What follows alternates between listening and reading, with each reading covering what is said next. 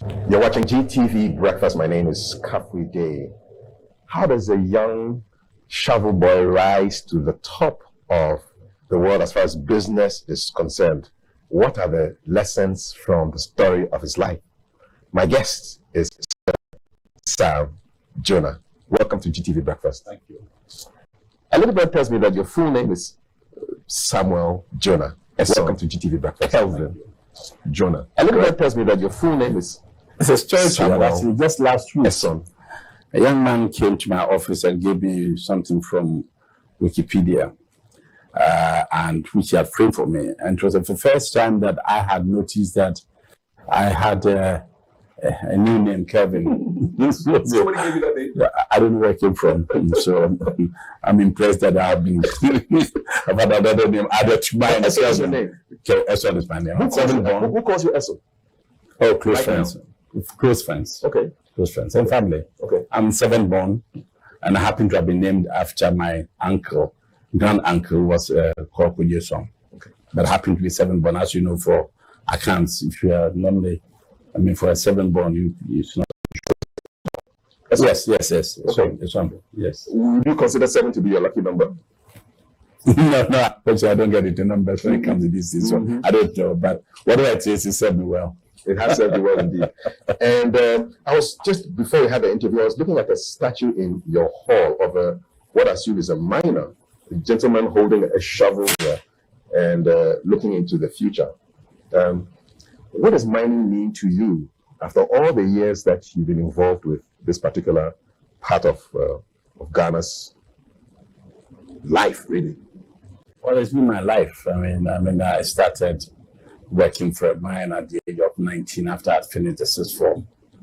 And it's been, for the most part of my working life, I've been working in mines or managing mines. So it's been an important part of my journey.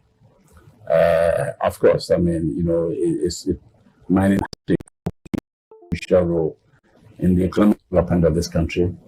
Ghana is making great strides in this area. As you know, we are now Africa's #1 producer of gold. At my time, South Africa was.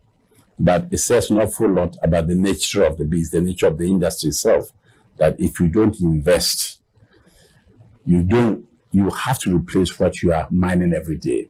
For the gold you are taking out, you have to replace it through exploration. So if you don't, and if you are lucky, you can explore, but if you are not lucky enough, if you don't have a 7th to add your name, you'll not find enough gold to play. So your reserves have to be increased, enhanced all the time, and it can only be done through exploration. And when they stop to explore, that is when they start to die. And that's why South Africa, which was at some stage producing more than 60% of the world's gold production, in the lower ranks of the ratings of gold producers. So you have to think about sustainability. Absolutely. Sustainability, yes. Sustainability, yes. Sustainability is very, very important. But sustainability in a broad sense. Sustainability, we can talk about it all day, but not just in the terms of replacing your reserves, but sustainability in the sense that the social license you have for mining a nation's waste access, irreplaceable asset, is used sensibly, ethically, morally. It is used in a manner that brings joy, satisfaction, improvement in the quality of life of those whose lives are affected by your activities. So I like to look at sustainability in a more broad sense than just replacing your reserves. Let's take it back to the beginning. Can you remember the first time you went down a hole to look for gold? And the sensations that you had? I can't forget that. I knew absolutely nothing at all about what I let myself in for. And I had applied for a scholarship from Ashanti Goldfields in those days. That was what it was called. And I had to go through an orientation program before they would confer the scholarship. And so my very first visit underground was to go down 1 mile deep. And it was incredibly hot and incredibly humid. I remember when we got down there to the level, which is about 5,800 odd feet. It was a shock to the system. But, you get used to that within a few minutes. Everybody else does. So, it's not a big deal. How long does it take for you to get down into the earth a mile deep? Oh, no, it's a lift. It's a lift. So, I don't know. A couple of minutes? Couple of minutes, yes. A couple of minutes. And describe what it smelled like. What was it like? It smelled rocky. I mean, so it was humid. So it's no different from going into a tunnel in that sense, except that this is deep and it's hot. Were you scared? No, I was apprehensive, but I won't say I was scared because it's something new, and when you're entering into something new, everybody gets apprehensive. I guess it's not part of nature, but we all get apprehensive. But scared, no. But fear is a terrible, negative emotion. It doesn't make you think clearly, and I have never had that as part of my lexicon. Did you never ever think once that maybe I may not come back up, maybe something will collapse? You don't retain any of those thoughts when you're down there? No, I think that you focus on what you have to do and get on with it. I think that if you are going into battle and you're a soldier and you are thinking about whether, if you're going to die or whatever, you may not produce your best because it can overwhelm you. That's what overwhelm you. But I went in there like all the miners. We all went there to go and perform a job, and sadly, in those days, safety was not fashionable, so people didn't care much about it. People were dropping dead or whatever. It didn't even merit mention in the local newspapers. But it was certainly not something which was uppermost in your mind. But of course, when you got up and then they hear that there had been an accident and some people had died and all of that, you were affected. But hey, you just get on with the business. So, what was a normal shift like? You go down 1 mile. How long do you stay out there? You go down. Typically, you go down. Let's say 6:30 in the morning, and you come back. You come up at about 2 o'clock. That's if you had an overtime. Okay. If you had to stay on, then you stay on sometimes 4 o'clock, 5 o'clock, and it's 7 days a week, 7 times a week. Any creatures down there? No, you do have mice, particularly where you use timber to support the roof. Somehow, mice will find their way into places like that. Easy, but I mean, that is nothing. No bats? No. I don't have that. No, they have that encounter, no. Is it possible now to actually go down a mine as a tourist experience in Ghana? Or maybe a disused mine? I'm talking about disused mine because, if you're going to go down, and there are very few underground mines, if that's what you mean. All the new ones are surface mines. As it were, there's no shaft, there's no cage which is going to take you underground. Okay. But I guess that if you applied to want to go to a Boise, have the experience, I'm sure they will facilitate. Or Takwa, they will facilitate, I'm sure. Is there an experience that truly shocked you and surprised you in your experience of going down so deep? Anything that marked your mind and never made you forget about it?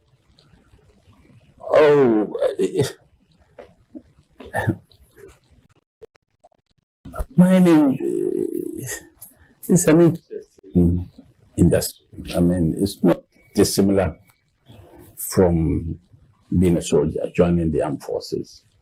It requires a lot of discipline. It requires a lot of team work and team effort. You work as a team, you respect each other, you look after everybody's back because everybody else will look after your back. You understand what I'm saying? Typical soldiers, if somebody falls, they don't live in there. You all come rally around to make sure, even when he's dead, he's taken away. Mining is like that. The level of camaraderie, we are colleagues, we are comrades, we are in this thing together. And that is the feeling, the joy that you get. The beauty about my experience is that, we were working, I was working with people who had no formal education.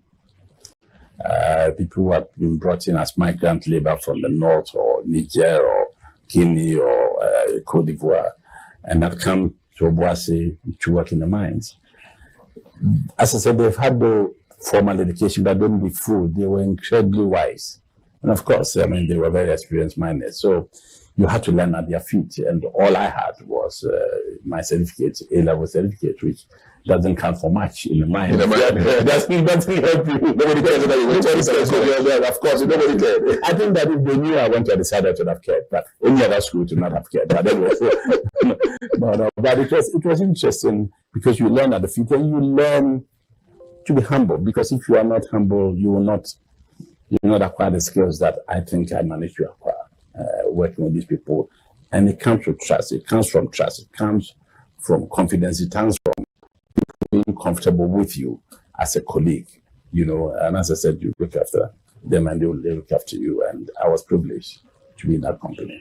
So, I mean, you add together underground, and when you go down, for the first 30 minutes or so, you are all communally, you all sit down and eat, and you share everybody's food.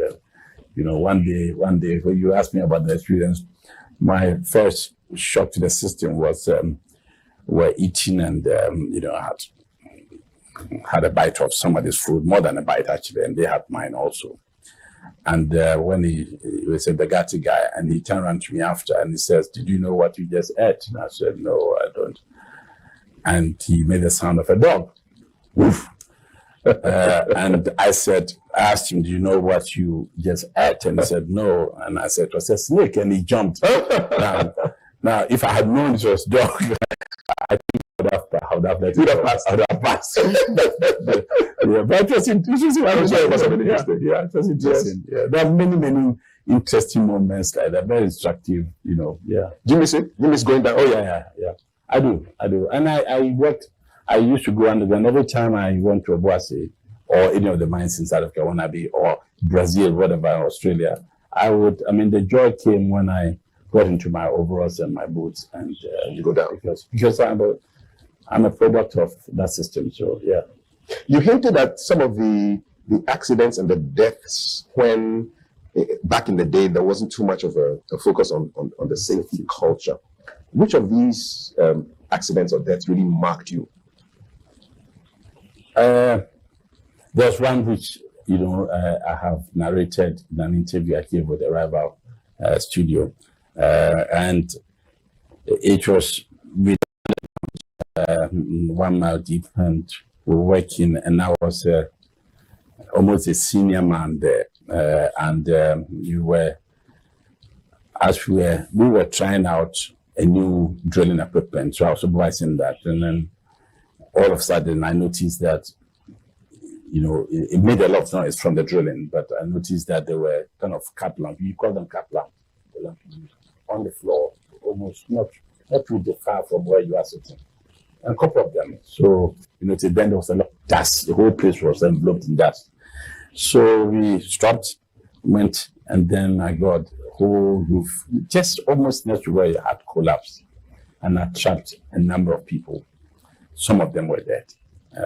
So miners are like soldiers. When they get into this kind of situation, an emergency, they forget about their personal well-being. Everybody rushes to go like that. And so we all went in, and this was not the time to be a hero. All of us went in to help. And so we rescued who we could. And one guy in particular, we rescued and we took him to the station where he was going to get the lift. And I accompanied him, and I saw that he physically looked okay, except that he was bleeding from his private part. But I didn't think much of it. But he had obviously been crushed. There was, people had died. So as he was being taken up, because it took a while to get him, you had to use a hammer to break the rocks to release him. So as the lift was about to go up, he said to me in impeccable Fanti, well, this was not heroism, because as I said, everybody does it, and it was a team effort anyway. I happened to have been the senior. So I went back to work, and then when we surfaced, I was told that he hadn't made it. He died when they got him to the hospital. I was quite affected by it.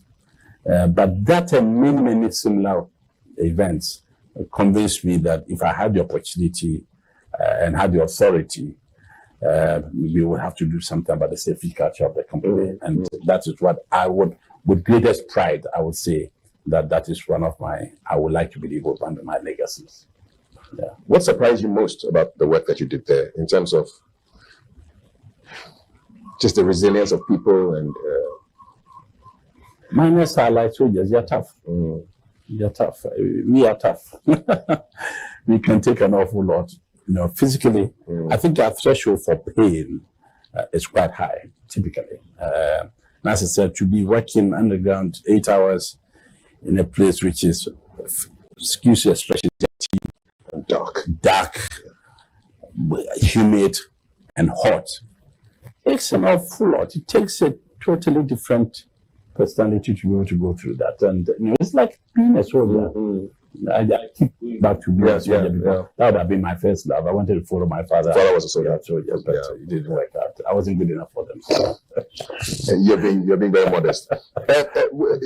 I'm just wondering, so somebody's lost out. How long can it take for somebody to survive down there? I mean, do you remember any? Say there's an accident and somebody's missing. Do you remember any? Actually, interesting enough, the one incident comes to mind, and if it wasn't serious, it would be funny.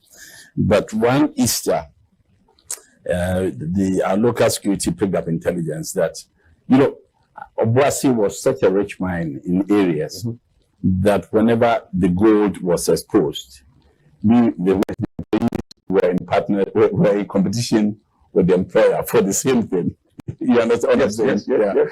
So people would take chances, go underground and illegally try and mine gold and all of that. And of course, we had good security.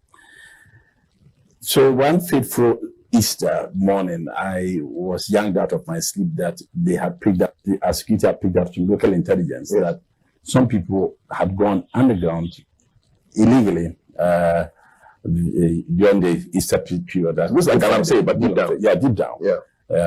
On Good Friday, and one of them had not been accounted for.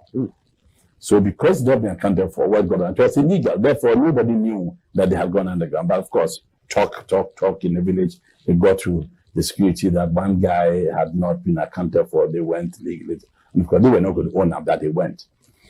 So we had some from intel as to where possibly, which level, which floor in the building, or what call it a building, that's the equivalent really. I mean, the lift takes you down to different levels. Which level he probably would have gone to, and which area, because we knew there were very areas areas which were very, very rich. And so I was the mine captain in charge of the area. So obviously I had to go with a team to go and look for him. So we looked everywhere, and then we went to one particular area. And then when we went there, strange, but we had a lift goes down in a shaft. It's a hole, nothing else. It's a hole, yeah. And there's a hole which is about 100 meters, 100 feet in depth. And it is in that hole that you shovel into that hole, and then the locomotive will be under that to take it away.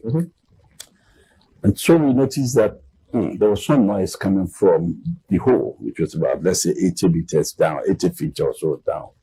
Then we noticed there was a Kaplan which was fading because the battery was dying. Yeah. So we had to go down and had to lead by example. So you went. So we, the military guys, they go down, the rappel. So we had to make one, and then go down. And boy, then I have never had such an experience before. I had never experienced such a stench. Human, what do you call it? The smell of rot, the skin or flesh. The guy had been there since Friday.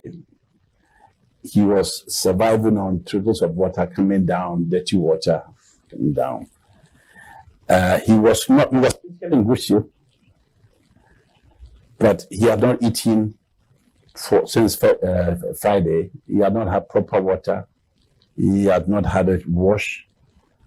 And the stench was just overpowering. Sweat, excrement, everything overpowering. And this was a Sunday. It was Easter. Wow. And quite a real resurrection. Right? I have to confess, yes, for a fleeting moment, I passed out. It was that powerful. Yeah, I've never experienced such rotten stench before. So I almost passed out, but then quickly you get yourself together and we had to do what we had to do to bring him up. But what was interesting was he was almost half conscious. And all he was saying was, Jato Aden, Jato why. We brought him up. So the Jato gave us the lead.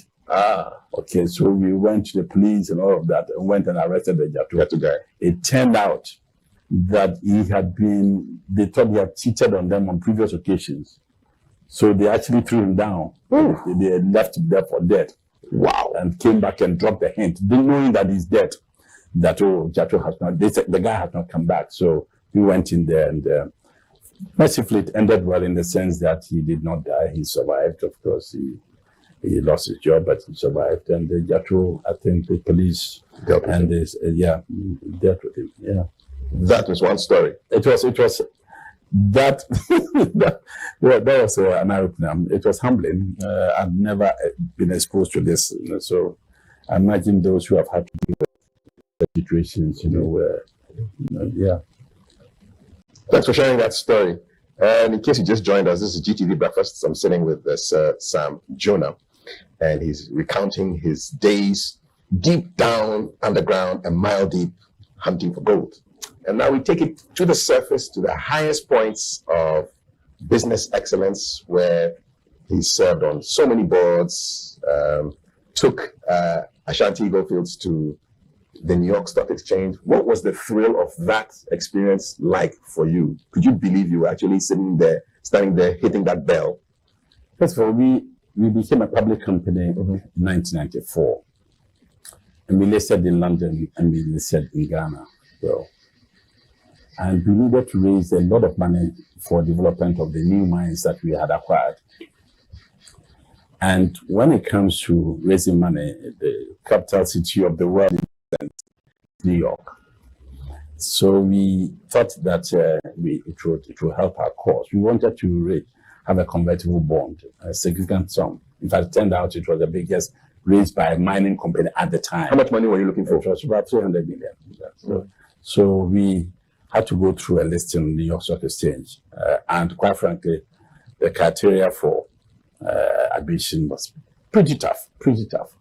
And we went through that. So for me, the biggest joy came when we ticked all the boxes and they said, your listing is this particular day. Because we were breaking ground. We were punching through a glass ceiling. We were the first African company ever to be listed on the New York Stock Exchange. Now, quite a few are there. Yes. But you led the way. We were the trailblazers. We had a wonderful team of men and women who made it happen. We had a fantastic head of treasury lady, Ghanaian lady, and they made it happen. So my job, which was the easiest part, was to take the glory, to go there and stand and then use the gavel to open the exchange, the trading for the day. And let me just say this, that I'm not usually faced by events, of a personal nature, things which affect me. So I had not really appreciated the import of it until when we got there and the chief executive of the exchange hosted breakfast before I would go there and open the day for trading. And when he hit us that we were the first African company listed on New York Exchange. That comes with responsibility also, because it's almost like you, as a company, you're feeling the weight of your continent on your back. Because it's not for nothing that you were the first. Others may have tried, but you made it. In the real world out there, it's not easy to go past some of the prejudices and stereotypes and all of that we all go through, given what our address is.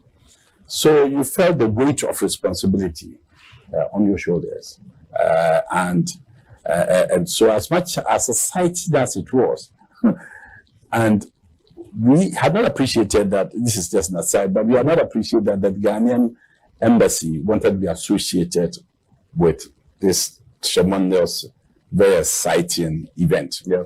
And at that time, Nana Ojo of Lumapo, he'd been a very prominent king here, was in New York on a visit. Okay. And the ambassador had roped him to join us. Okay.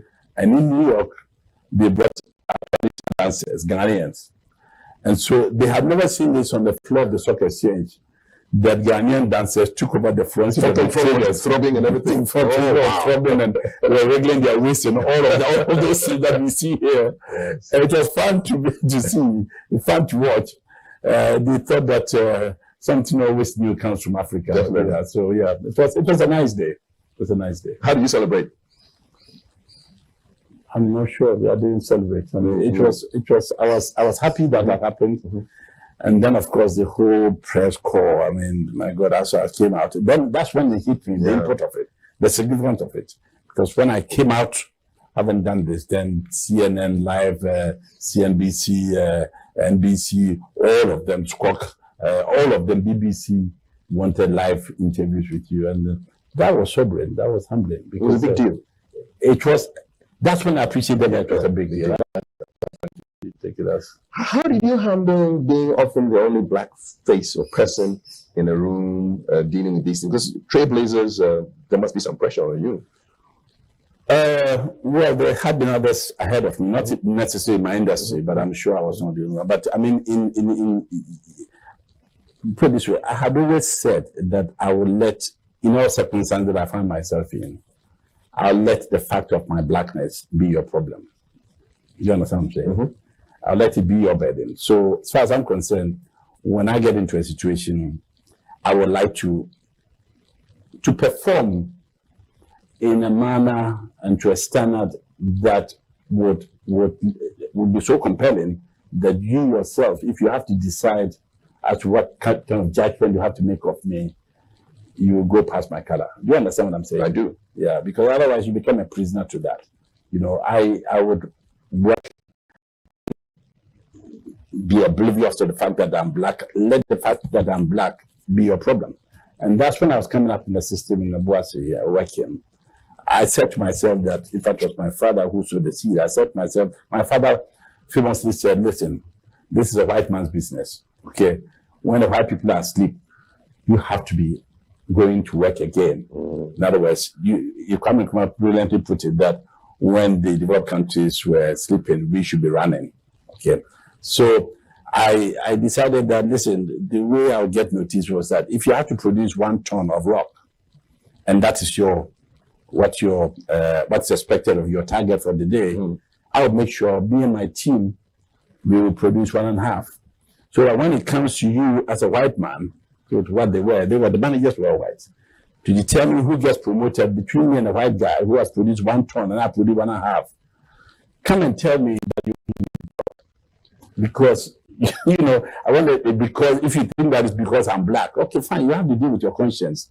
But the guy produced 1.5, the other guy produced 1, but I'm not going to give it to him because he's black. How does it work? The numbers should speak for themselves. Yeah, it doesn't work. Yeah. And the important lesson also is that don't take crap. Excuse my French. I mean, don't take if you feel that you are not being equitably treated, if you feel that justice is not being meted out, we all too often we tend to take this in our stride. Oh, man, person can be no. Someone's a Ghanaian way. No. I will confront you. I'll say, listen, my friend, the target is 1 ton. I produce 1.5. Why are you giving this your burden? Can you explain to me? And there were several times when it happened, and they backed off. No, because they have no rational, logical, sensible reason for discriminating against you other than you are black. And I will not give you that pleasure. Are you still like that Yes. now? If somebody wants to give you crap, you push back? Yes. I don't take. I mean, I'm a minor. As I said, it's like being a soldier. I don't take nonsense. I don't suffer fools. I stand my ground. What's the latest nonsense that somebody tried to run by you? I don't remember. comes every hour. Like hourly nurses. No. Did people try to take advantage of you because of who you are and what you've done and try to run things by you? Oh, I'm not. If I say take advantage, it sounds negative. I think that I always put myself in the other guy's position. I've had people who knew me, went to elementary school with me, knew me, went to secondary school with me, who are not half as privileged as I am. Okay. And when they approach you with the problems, it is always easy. The easiest thing is to dismiss. But then I say to myself, put yourself in the position. If the shoe was on the other foot, would you not go to him? So sometimes I get overwhelmed with these requests and approach. You go there, sometimes you want to be private, you don't want the intrusion. Perhaps somebody will come and say, oh, can I take a picture with you? Oh, I've got a kid who's doing this and that. And the thing is, don't lose your cool, because if the shoe was on another foot, you do the same thing. I don't get upset about that. Occasionally, I had that previously, but I said to myself, I checked myself and I said, I went to school with guys who were just as bright, if not brighter. I went to secondary school with guys who were just as bright, if not brighter. And they are not where I am. So why would I think that I'm special? The circumstances have changed. I've made me who I am. A large part of it outside my control, influence. So I shouldn't think of that and look down on people or let them feel that they are inferior or no. I think it's bad enough that they are less privileged. That's bad enough. Don't rub it in. Do you feel blessed? Another foot, you do the same thing. I don't get upset. Yes. Occasionally, I wish bad enough that they are less privileged. That's bad enough. You're very dangerous character. Do you feel blessed? I'm not religious. Why not? Yes, I'm spiritual. What's the difference? By who? She told me that you're very dangerous. It is very difficult for me to believe that I'm not religious. Why not? So now I'm spiritual, and that we are here for a reason. And that I didn't just happen. It isn't just that my mother met my father. It is very difficult for me to believe that there's. I think that there's a grand designer who's there, and that we are here. When I was growing up, and that I didn't just happen. It isn't just that my mother met my father, and then if your father was considered. When you illicit business in Obuasi at that time, I think that's a grand designer. Smith who bought the illegally won. When I was growing up, if your father was a goldsmith, you were shunned in the school. You say, hey, his father's a dealer. You understand? Yes. And there's no way, and my mother was very religious, and my father was not. But my father was almost invariably at every harvest. He would be the chairman for the harvest. He was reasonably well to do. And then over a period, you saw the evolution. That the people who were dealers, who were shunned, who society did not want to be associated with, became the chairman of harvest. So it didn't matter what they stood for. It didn't matter their value systems. Okay. What was important to the church was the money that they were prepared to give to the church. Something out of me. I saw it. You understand what I'm saying? And I mean, if you turn on the TV now and look at the various TV stations, radio stations, I mean, what they preach, that's not godly. I saw one yesterday, and a so-called prophet. The same guy had a woman carry cement to a distance. Just on TV, carried cement, was stepping on the limb of on the stomach of a woman who was carrying a baby. The last one I saw yesterday was that the person had somebody, a believer, hold his foot, and all sorts of incantations, speaking in tongues, and then in the end he says, pull the shoe, and here and behold, the guy who was always looking for a passport, this is his passport. And the whole place pressed into. I mean, my God, you would have known that Adam, you are looking for a passport. You would have had enough contacts to have gotten a passport for you. And then it is, and I'm not belittling this. This is happening every day because if you turn it on, you are shocked by what you hear, the sermons that we hear. prosperity. If you do this, you buy it. I mean, America is even worse. God has said that I should buy a plane. So then poor people, most invariably the people who attend churches, are giving their monies to these people, charlatans. No. So you don't want to be part of that? No. Are you surprised that I will have my quiet moment, and I would relate to whoever I know. I'm just curious. So how do you call him, whoever is up there? Or is it a her or him? The Almighty. I think it's beyond sex, beyond gender. Whoever is there looks happy. You're happy. I'm happy that you've spoken a little bit about a side of you that you probably normally don't speak about. A couple of rapid fire questions. So, what's it like advising presidents? Because you've advised quite a few in your life. I don't. It's not just one person to another. I mean, it's not one-on-one. I've been privileged to become part of an advisory team of about 8 people. Yes, we advised Thabo for 7 years. And you can always give advice, but whether they will listen or not, that is up to the individual. And I can tell you that Thabo Mbeki was a leader. I mean, he sought advice. He asked us to become that. It was a very, I'm actually doing the exception, very eminent group of people who became his advisors. And so too, President Obasanjo. And I saw leadership at first hand.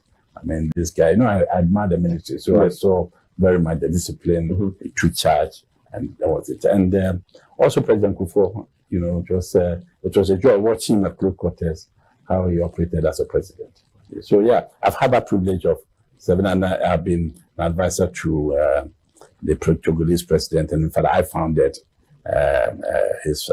this advisory team together, and I put on that a number of my friends, high-profile people who have been with me on different other. So look, you give your best, and quite frankly, at the end of the day, the decision is theirs. And you've achieved something if the advice you gave, turns out pretty good. The benefits are obvious, and yes, yeah. But if they don't take the advice, at the end of the day, it's their prerogative. It's almost 4 years since Kofi Annan passed, and you did some work with him as well. I mean, yes. How do you miss him?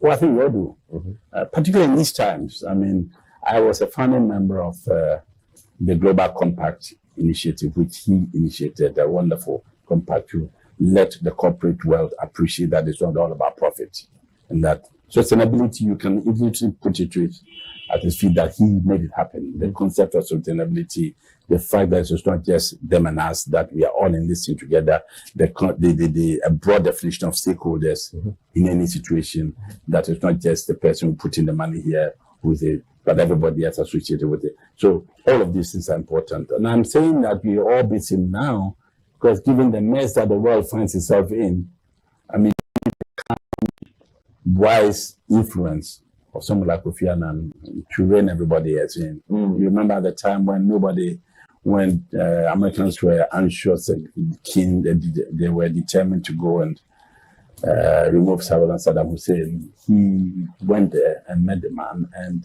there was some kind of a dialogue. So yeah, the world needs him now. What do you think he would have made of? Do you think he would have got to speak with Putin? Yes, I think so. Yes, he's that kind of person. Yes, he would have. As I said, at a very difficult time, we went to Iraq to speak to Saddam Hussein, and almost got a deal from Saddam Hussein. Yeah. When we put it out on my Twitter that I was coming to visit you and interview you, I asked them, listen, if you had 5 minutes with Mr. Jonah, what kind of questions would you ask him? And so these are their questions. Quick question: what's the future of the extractive industry in Ghana? The future there's something that is doing well.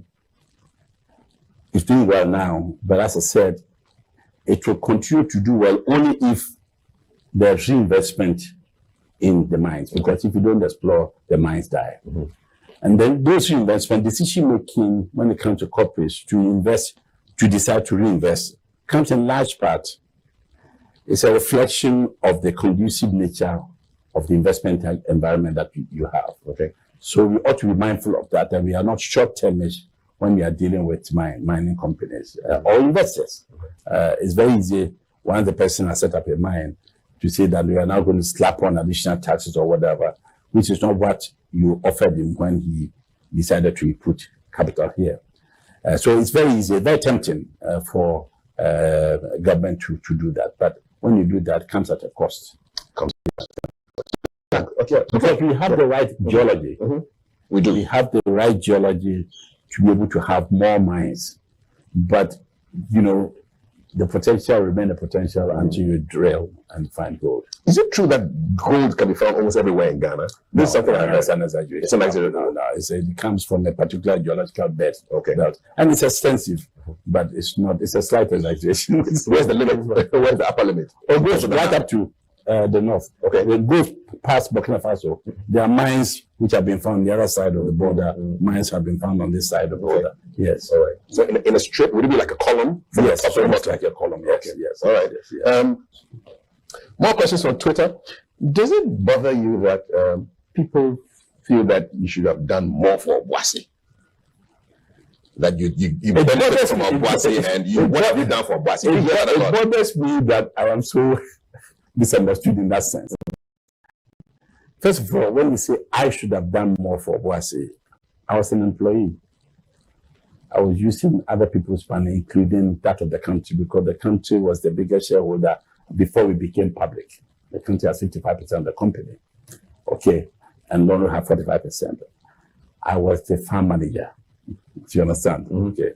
So when they say I should have done more for Obuasi, I think that people misunderstand the role that the chief executive of a company has. It's not, you don't have the freedom or the authority to do what you like. However, because of my commitment to sustainability as defined earlier, I make sure that I made the case to the company. Look, I was brought up in Obuasi, and for most part, first of all, apart from the mines, which was an island unto itself, but the only house in the town with electricity was my house. We had a generator when I was a kid. Okay. Standing water, piped water, those things did not. Okay, you didn't have it. You didn't have it setting in the home. You had to go and fetch water and all of that nonsense. So when I became chief executive in 1986, I and my team, we came up with a plan for rehabilitation of Obuasi modernization, and we worked closely with the architecture department of tech and the town planning department. And it was funded, it was accepted by the company, and we did the roads, we installed street lights. We didn't have street lights. We had 3 major dams constructed, and everybody, Obuasi everywhere, they had water. Okay. I mean, we modernized schools. Obuasi schools, we worked on the schools in terms of physical facility modernization. We had the local secondary school. We expanded the hospital so that everybody else can go and not just dependents of the hospital, of the company. We did all of that. But there's a fundament which I need to address, because that is at the core of the misunderstanding that people have. When people say, look at Obuasi, they say, look at Obuasi and look at Johannesburg. They all produce gold. You're right. Johannesburg was a gold town. Obuasi was and is a gold town. So is Takwa, so was Konongo. Do you know what the difference is? The difference is that Johannesburg, the owners of the mines were South Africans, albeit white. So they had nowhere to take their money. So they invested the money in their town, and the government applied the taxes in the town and in the country. Until 1972, when the champion, Obuasi had been 1895. And by the way, Obuasi was founded by 3 Ghanaians. They formed the company, okay? But until they sold out. Until 1969, Ghana as a country did not have any shareholding interest in Obuasi, and we have blueprint since 1895. In 1969, the Ghana government was given 15% by loan roll because they wanted the lease of the company extended. It was given by another 50 years. Okay. Then in 1972, a champion, General Champion, took over the commanding height and assumed 55% interest in mines. That is when the Ghana government, for the first time, the people of Ghana became prominent owners of the mines. Since 1895. Since 1895. Okay. Then, to show you, at that time, the company was valued at less than 100 million. When we listed the company in 1994, the Ghana government, whose interest was 45%, reduced the entry to 30%, and for the 15%, for the 25% that they took $330 million of the table, cash. If even 100 million had been spent in Obuasi would have been a different place. But it went to go to balance the budget because consistently we have lived beyond our means. So when people compare South Africa, Johannesburg to Obuasi, what I want people to appreciate is that it is down to ownership. And I have previously in my speeches, I've lamented on the fact that the Ghanaian ownership of the local economy is very disappointing. Look at your mobile telephone companies. There is no Ghanaian, forget about Vodafone, because Vodafone is so Vodafone, Ghana government has about, Ghana has about, I don't know what the figure is, about maybe 20% or whatever. There is no, whether it's MTN, whether it's Airtel, there is no Ghanaian who has 1% of any of them. Look at the banks. They have a Nigerian owned or Standard Chartered batteries, all of them foreign owned. Look at even the insurance companies now. Look at the mines. There's no Ghanaian who has 1% of any of the mines. No Ghanaian. It's a fact. There's no Ghanaian who has 1% of any of the oil, tallow or whatever. So when they take their money, where do you think they're going to put it? Outside. But if a Ghanaian has 20%, and this thing doesn't just happen, empowerment doesn't just happen. It's a deliberate act of government policy to empower your own people. So if you sit there idle and you don't do anything, equity does not assist the indolent. You don't do anything, you take their money away. So I've heard this thing said so many times that, oh, he didn't do much work. First of all, as I said, I was a farm manager. I made a case for Obuasi to be modernized, and with great pride, I would say that we modernized Obuasi in a big way. Obuasi town was what, less than 50,000 people. It's more than 300,000 people. Whole place changed. So many housing estates. We invested about 5,000 houses and created jobs. So I'm very proud of my record within the limitations of what I was as a chief executive of the company. We're going to be wrapping this in a very short while, but I must ask a couple of questions. A lot of people seem to be interested in how to overcome failure. And one of the questions is, what was your greatest failure in your life? I've had too many great failures, so I can't single out one. Okay, maybe a couple of them, and what you learned and how you overcame it. Oh, so many. So, I mean, some of my investments have gone incredibly horribly. I've taken decisions that I wish I applied different judgment to the decisions in business, in my personal life, and all of that, for which I have great regrets. But you know, if you're not failing, you're not making progress. You would fail, you will have setbacks. It is part of the course. You should expect that. Because if you're not failing, if you're not making mistakes, if you're not having setbacks, you are playing God. Nobody can play God. So I've had my tons of failures, tons of mistakes, tons of setbacks. In fact, I've said that I've had more failure than I've had successes. Really? Oh, absolutely. But you learn from your failures. It's not how many times, it's what you do when you fall. That's what matters. As for failures, but do you become desperate? Do you throw your arms up in the air and give up? You shouldn't. You should press on, but learn from the mistakes that you've made. Because every mistake comes with lessons. And you must learn the lessons. If you don't learn the lessons, then you stand in danger of repeating the same mistakes. How do you deal with regrets? Regrets, I've had many, but I don't sleep. I don't take them to my sleep. I don't wake up in the morning and say, my God, I appreciate that I have made mistakes. I appreciate that there have been misjudgments. I have talked to people the way that I wish I hadn't. All of us, when we stand in front of a mirror every morning, you go through, it's a judgment call, you go through process, my God, what did I do? It's instinctively, it just comes, subliminary. You don't even think about it.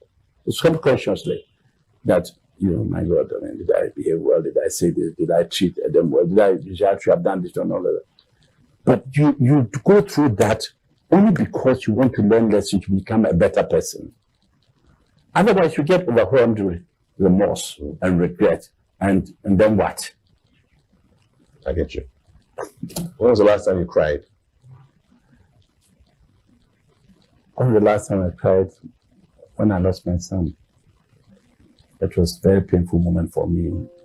Brilliant, respectful, dedicated to the family. Wonderful kid. Richard, my partner in business. And he died tragically, too early, too young. And it was unexpected. It was a mighty blow. But you stay strong. So I cried, yes, I'm human. And I do have tears, I do have tears. So yeah, I cry. And I have cried or come close to crying. I've shed a few tears, but crying is quite stronger.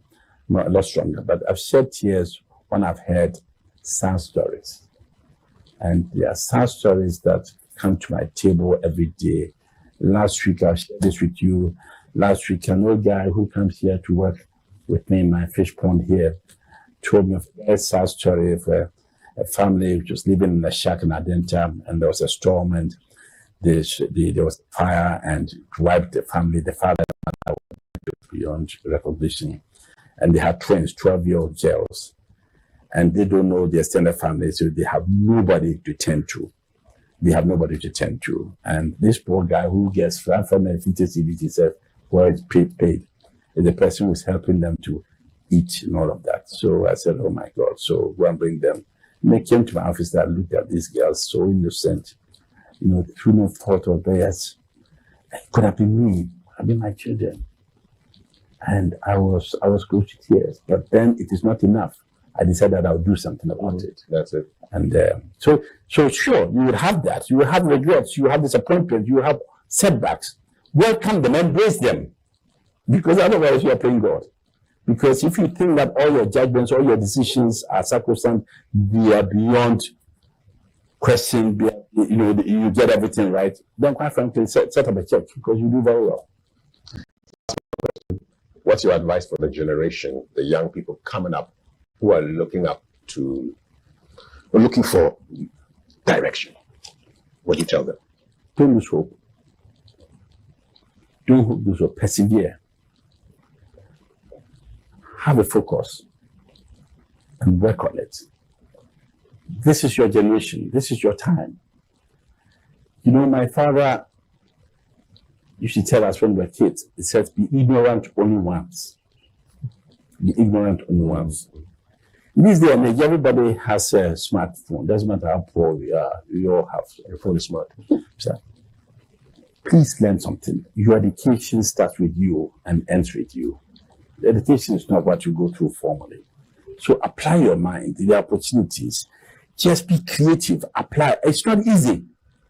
It is not easy, particularly in a situation where there is very little asset to capital. But think out of the box. Be creative. Just do things and learn to take one step at a time. One step at a time. And as much as I encourage you to be ambitious, temper your ambition with reality also, because in life you must have apprenticeship. Every aspect of life you must have apprenticeship. Where can somebody learn? Learn. We are too anxious to be on our own. You see young lawyers, they come out of law school, they work in a law firm 2 years, then they think that they've got their own client, they go and set up. Then they start struggling. I just use the law as one example. There are many, many examples like that. Learn, come to appreciate that you learn more at the feet of those who have been there. Okay. But don't give up hope, because if hope dies, you go with it. Finally, this year is the 50th anniversary of the passing of our first president, Dr. Kwame Nkrumah. He did great things for the country. If you were president for just one day, just for a day, 24 hours, and you could pass a law that would not be scrapped off the books after your 1 day of office had expired, what one law would you pass? What one law? Yes. It's a very difficult and unfair question. But I know I don't know about the law. Mm-hmm. If I had to be a president, and it won't happen, it won't happen, forget it. But if I was a president for 1 hour, yes, I would step into the shoes of Kwame Nkrumah for 1 hour. He was a visionary. He offered the leadership that this country needs, Africa needs, the world needs. He was streets ahead of his time, miles ahead of time, years ahead of his time. He was a guy who gave everybody hope. Okay, and if I had to be a president for 1 hour, or 1 day, yes. I'll be Kwame Nkrumah for 1 day, and I'll bring hope. And I'll bring hope, and I would let people dream their dreams, and let people think big, and let people look beyond the narrow whatever of politics, and be Ghanaians first, and look after the interests of Ghana first. That's what I'll do for 1 hour or 1 day, but it will never happen. So but we're allowed to do it. Nobody can stop me from dreaming. So you can dream. I'll continue to dream to be a Kwame Nkrumah for 1 hour. I know you play. Yeah. When was the last time you played on your piano? Interesting enough, this morning I played I Surrender. I love hymns. Yes. I love hymns. So I love hymns. I'm sure you're saying that for somebody who's not religious. But the music. They do something to you. They do. What do they do to you? Oh, I think it inspires. They inspire me. They inspire me. They make me reflect. There's something about hymns that, I surrender all. Yeah, I surrender all. Yeah. Have you surrendered all? Whatever that is supposed to be. However you want to interpret it. I don't know. I just love the hymn. Yeah. I really would love to hear you play. But thank you so much. It's my pleasure. Sir Sam, this was a wonderful conversation. Thank you. And I thank you for opening up and speaking about. Thank you. My pleasure. It's a real pleasure. You stay well. Thank you so much.